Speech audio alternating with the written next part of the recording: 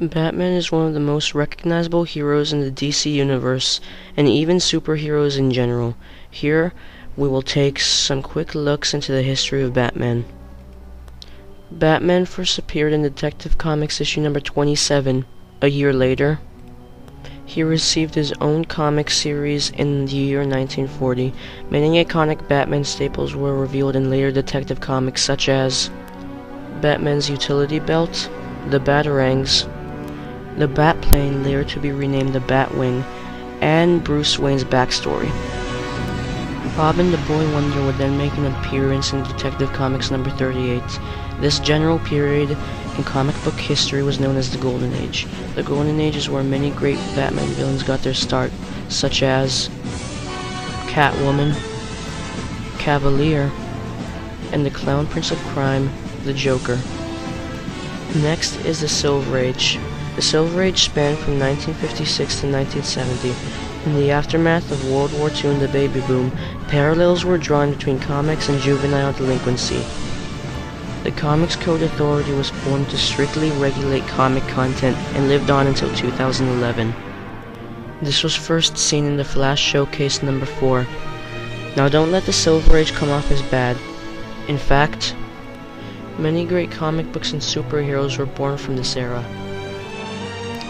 But its happy-go-lucky sci-fi stories weren't and still aren't what Batman is about. Villains that made their first appearance in the Silver Age are Killer Moth, Poison Ivy, and Mr. Freeze, originally known as Mr. Zero. Next, the Bronze Age, which spanned from 1970 to 1985. Now, the Bronze Age was a time to be a Batman fan.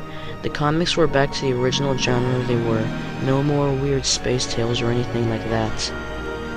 The Bronze Age brought Batman back as that menacing, crime-fighting detective that we all know and love today. Some villains to make their first appearance in the Bronze Age were Man-Bat and Ra's al Ghul.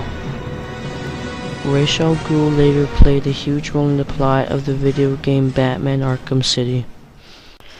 Now for the modern era, which ran from 1985 to 2011. Like the Bronze Age, this was the time to be a Batman fan, even more so. You had the animated series and new adventures running on TV, tons of video games and movies, and iconic comic arcs like Nightfall, where the newcomer Bane broke the Bat.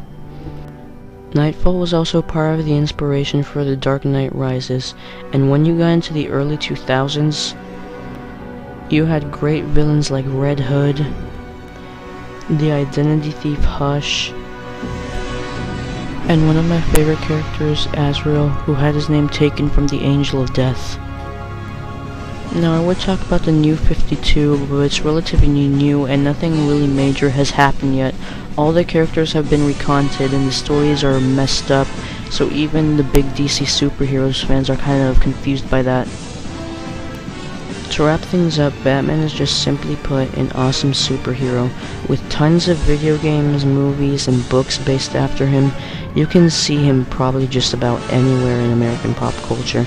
And to all those Batman fans out there like me, peace.